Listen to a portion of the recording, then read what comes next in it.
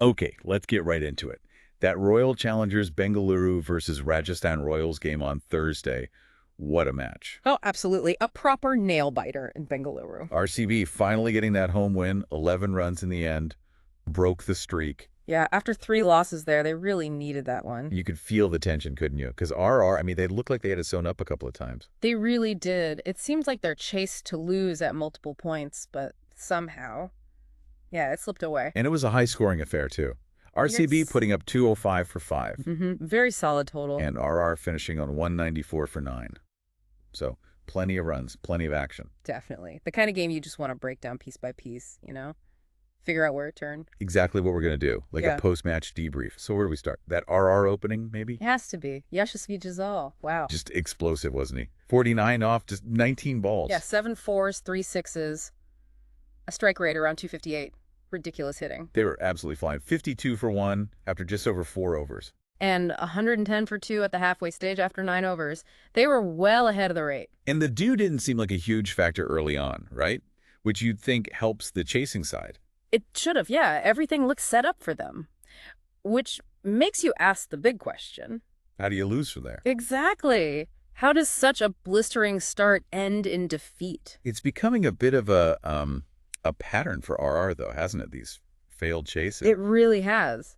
This loss fits right into what we've seen recently. They start strong, look comfortable. And then somehow stumble. They've lost a few now where the chase looked, well, very gettable. That's the concerning part.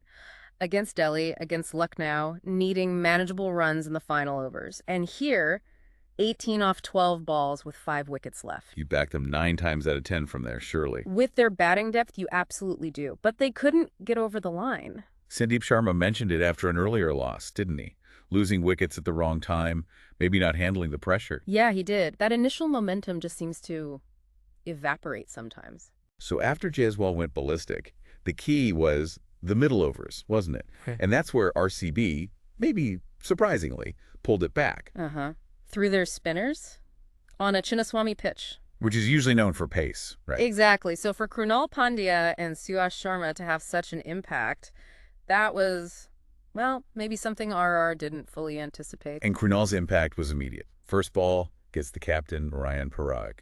Huge wicket. Parag was looking good too. 22 off 10 balls. That changes the feel of the innings straight away. And together, Krunal and Suyash, they bowled those crucial middle overs, overs 10 to 16. Yep. Gave away only about 50 runs in that period, just 4 boundaries conceded between them. That is some serious control. A proper spin choke, you could call it. How did they manage that, do you think, on a pitch not really built for spin? Well, I think RCB adapted really well. Krunal, he used all his experience, didn't he? Varied his pace, his line. Didn't let batsmen settle. Right, and Suyash, even though he didn't get a wicket in that spell, he was just tight. Bowled with great control, built the pressure from the other end. So RR, after smashing the pace early, maybe just couldn't adjust. Possibly. Struggled to find the boundaries against the change of pace, the slightly different angles. And once that required rate starts creeping up. It gets tough. Really tough. And then the wickets started to fall in that period, too. Yeah, those key middle order guys. Parag we mentioned, then Mitish Rana, Shimron Hetmeyer, none of them could really kick on. Didn't build on that platform Jaiswal gave him. Exactly. And then you've got Dhruv Jurel. He batted deep, got 47 off 34. Which looks okay on paper. Right. But again, couldn't finish it. It's happening a bit too often for him, getting close but not seeing them home. That's got to be frustrating for him and the team. You need those set batsmen to seal the deal. Definitely. And Rian Parag, the captain, he actually called it out afterwards, didn't he? He did. Mentioned a lack of intent from the batsmen against the spin. Yeah. Said they had the freedom but didn't execute. Yeah. That's quite telling, coming from the skipper. It really is. Yeah. And it echoes what Sandeep Sharma said earlier, too, about those crucial moments, losing wickets, maybe drop catches creeping in.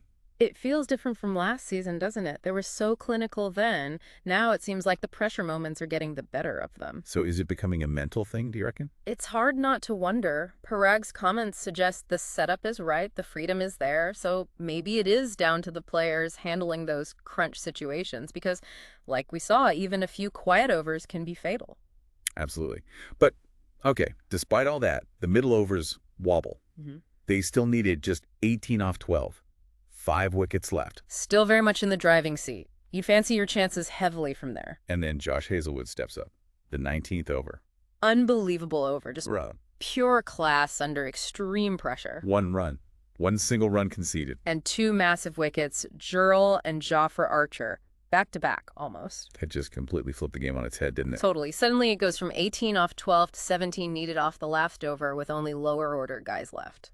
Game over, basically. And that review, the one that got Jurel, that was so crucial. Oh, massive moment. Looked like nothing initially, maybe brushed the pad. But RCB went upstairs. And Ultra Edge showed that tiny little spike, on-field decision overturned. Huge call. And then Hazlewood gets Archer next ball. Nearly a hat trick. Incredible stuff. His figures, 4 for 33, look great anyway. Yeah. But it was the when and the who, getting Jaiswal early, then those 2 massive wickets in the 19th. That's match-winning bowling. Just cold, calculated precision right when they needed it most. Exactly. Okay, so RAS chase kind of imploded. But we have to give credit to RCB's batting too, right? Getting 205 on the board. Absolutely. You don't win defending if you don't put up a decent score first. And Virat Kohli played a big part. Finally got that first 50 at home this season. 70 off 42 balls. Looked really good. He did. And apparently that knock took him past Babar Azam for the most T20 50s when batting first. So a little milestone there too. Nice. And Devdutt Padikkal supported him really well. Yeah, a really important innings from him. Quickfire 50 off just 27 balls. That partnership, 95 runs for the second wicket, that set the base, didn't it? It really did. Gave them the platform for the likes of Phil Salt and Jitesh Sharma to come in and add those quick runs at the end. Those cameos, 26 off 23 from Salt, 20 off 10 from Jitesh. Those runs matter so much in the final count. Every single one, especially when the margin is only 11 runs in the end. Definitely. So if you look back, what were the absolute key turning points for you? Well, Krunal getting Parag first ball, that felt big. Yeah, stop that potential counterattack. Hazlewood getting Jaiswal early was massive too. Stopped RR just running away with it completely in the power play. And then, obviously, that 19th over, the review for Jurel. That was maybe the moment. I think so. And then Archer's wicket straight after. Those 2 balls basically decided it. And it all ties back to this recurring theme for RR, doesn't it? This pattern. Yeah, the strong start, the platform laid, and then not converting, especially in a chase. 3rd time in a row now, chasing a gettable score, they've fallen short. Sandeep Sharma's comments about losing wickets, not executing.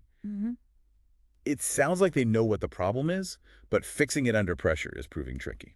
It makes you wonder, is it tactical or is it more psychological now? Like Parag said, the players need to show that freedom and intent. Maybe the pressure is just building. Could be.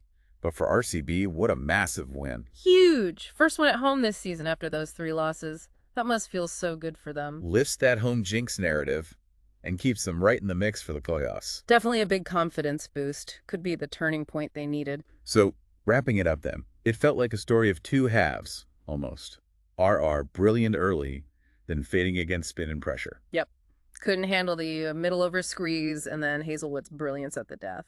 Well, RCB showed maybe a new resilience, especially with their bowling, finding a way to win on a pitch that wasn't doing them many favors initially, and finally winning at home. Exactly. So RR have some soul-searching to do about finishing these chases. They've got the players, but something's not clicking under pressure. Well, RCB might just have found a bit of belief, especially at the Chinnaswamy. Which leads to the big questions for you listening, doesn't it? Can RR fix this chasing problem? Is it a blip or a serious flaw in their campaign? And for RCB, is this the start of a proper home fortress? How much momentum can they build from this win? It'll be fascinating to see the psychological impact on both teams going forward in IPL 2025.